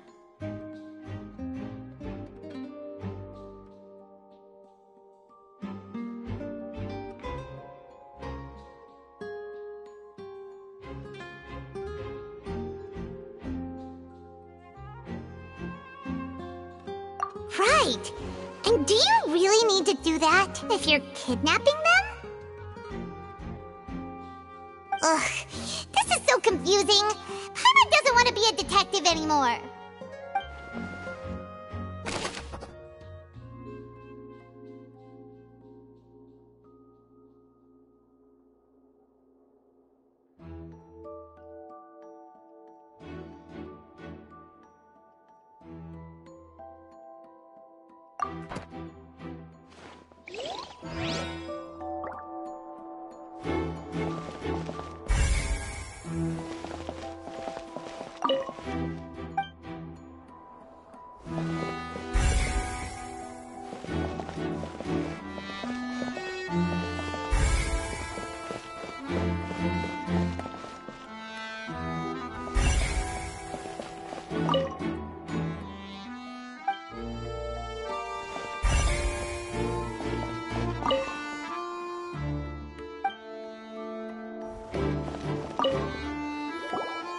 What is this place?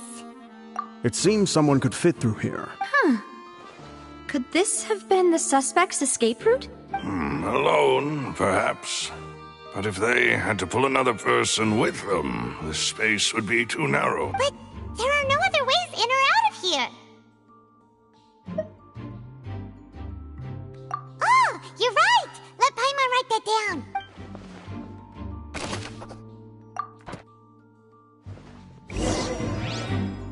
Seems we're just about done investigating down here. Yes. Let's head back up.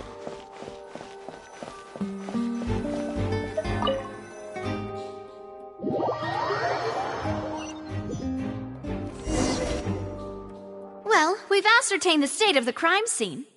Let's find a place to sort out our findings once Malus returns. Seems to me that there are several things that don't add up here. Apologies for the wait, demoiselle. So, what did the guards say? Did the criminal escape through the vent? They believe the odds of that are very low, since the vent leads to the Opera House's basement. The guards have checked the area carefully. No one left through the basement during the performance or after the incident, and no one was found hiding there. So the tunnels become like a secret chamber then! You know, like the kind you usually see in novels. The plot thickens. Halsey's disappearance and Cowell's death are both quite inexplicable. No wonder Farina was so confident in her accusation. All the current evidence points toward Linny and Lynette. In other words, the charges are very likely to be upheld unless we make some considerable progress. Charges and then trial. So if the charges are upheld, they'll announce a sentence? That's right. This is how a trial goes in the Opera House. During the proceedings, the Chief Justice and the Oratrice will hear statements from both sides.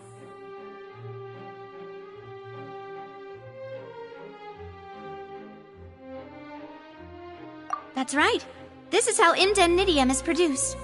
The statements from both sides, the defenses from attorneys, witness testimonies, and even the audience's emotions will all be projected on the Oratrice. To put it simply, it's as if the Oratrice has its own will, and is a judge in its own right. This also precludes any kind of favoritism on the part of the Chief Justice. And not that this has ever happened anyway. Once both sides have finished speaking, the Chief Justice will make his final decision. This, too, will be used by the Oratrice as a reference. Then, finally, the Oratrice will be consulted by officials. The result it returns is the will of justice itself. Huh? So that machine is the one that actually decides? Paimon thought Neverlet called the shots. In practice, there is very little difference. Both have always come to the same judgment, which is why people have great faith in the Chief Justice.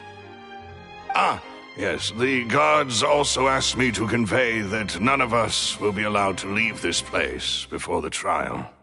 Huh? What? Because we've chosen to act as the twins' proxies. That makes us persons related to the case. They're concerned that we might be colluding with outside parties, or that we might find outside help to disrupt the case. And even if that were not so, it could prove problematic if we happen to spread key information about the case ahead of time. I'm ready to break out at any time.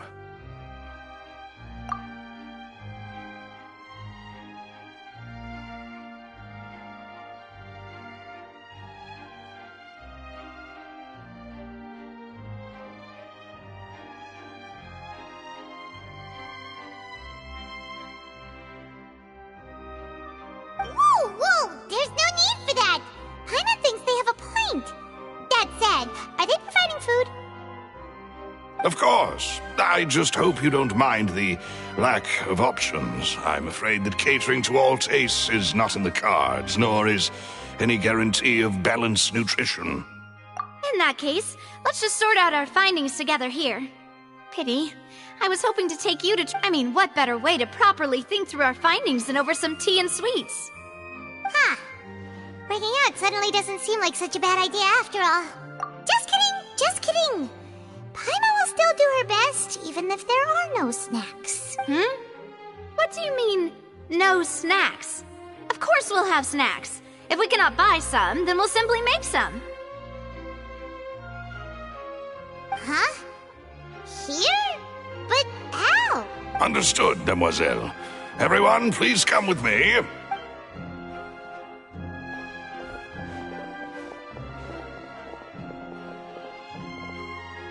Wait, you're carrying a portable stove with you?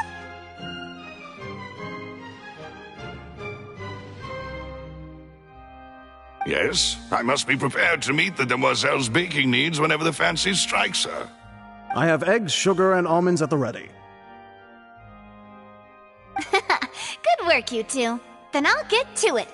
Please sit tight for a moment. You'll get to taste my awesome snacks soon enough.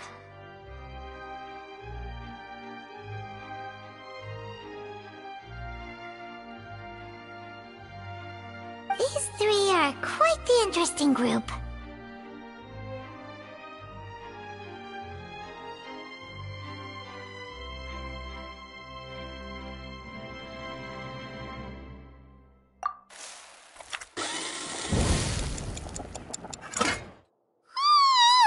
And Paimon thought it smelled good while it was still in the oven. Oh, it's even better now. Paimon can't stop drooling. From the way you had these two guys carrying all that stuff around, Paimon thought you'd have to, but you ended up doing the entire thing by yourself. Beating the egg whites, grinding almonds. I was applauding. And I was giving encouraging smiles. Paimon was just thinking. Aren't you worried about getting your fancy dress dirty, beating egg whites, and baking like... Well, I don't think it's carved in stone anywhere that fancy ladies can only read books, sip tea, ride horses, and play the piano. I just really enjoy making snacks. Don't underestimate beating egg whites, by the way. It's a real arm workout. You also need to beat them to just the right consistency, or your macarons will crack. Anyway, give these a try, fresh out of the oven. There's 3 for each of us. Only 3? Well, eating too many sweet treats might send all that sugar to your head. You wouldn't be able to think clearly about the case on a sugar rush, would you? Tea is ready to be served as well. This is Demoiselle's favorite, strong black tea with a floral fragrance that clears the mind and lifts the spirit. No need for concern. I'm merely doing as I should. All right then. Down to business.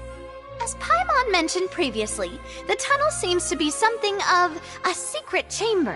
However, we can assume that Linny and Lynette were not alone within it.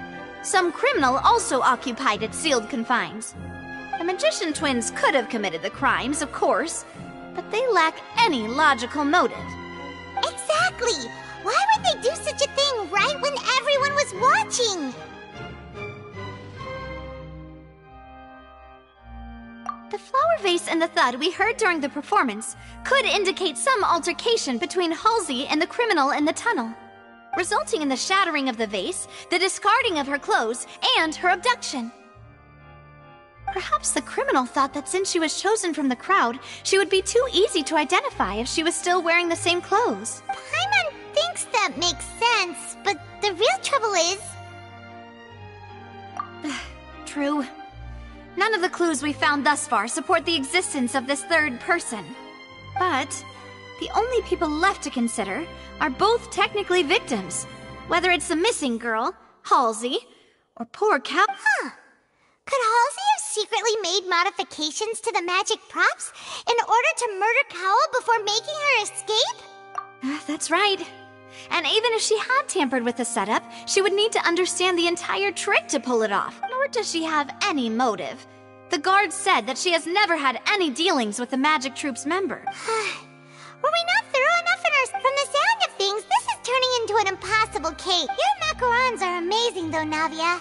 They smell great! They're nice and crisp and super sweet. They are my specialty, after all. And I see you've already had 5 of them. What? 5? Oh, that can't be right. Paimon only counted 3, honest! Please don't worry about it.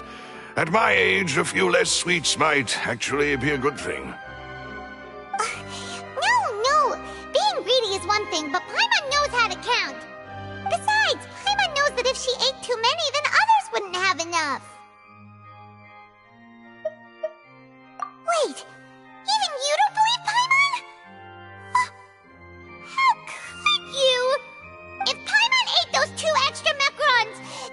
they turn into stone in her stomach!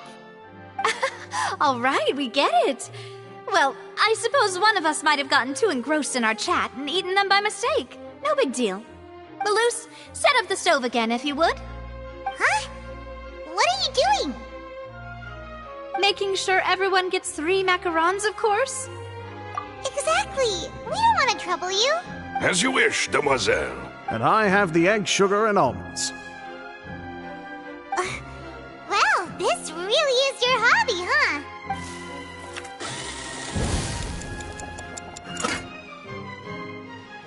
Well, that's it for snack time.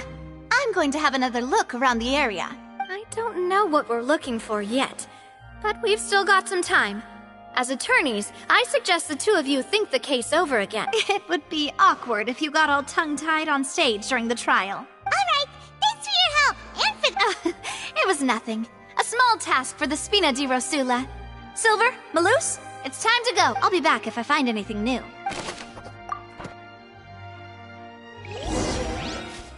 All right, it's time to put our heads together. We've got to get our defense ready for the trial. Oh, it's probably gonna be a long and difficult case.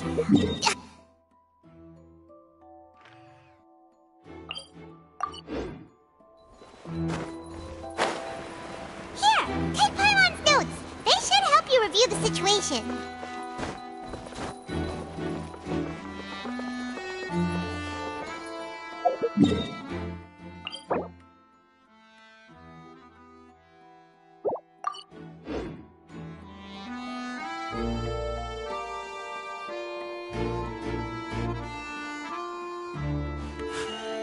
A blade embraces its duty, as a jeweler cherishes their gems.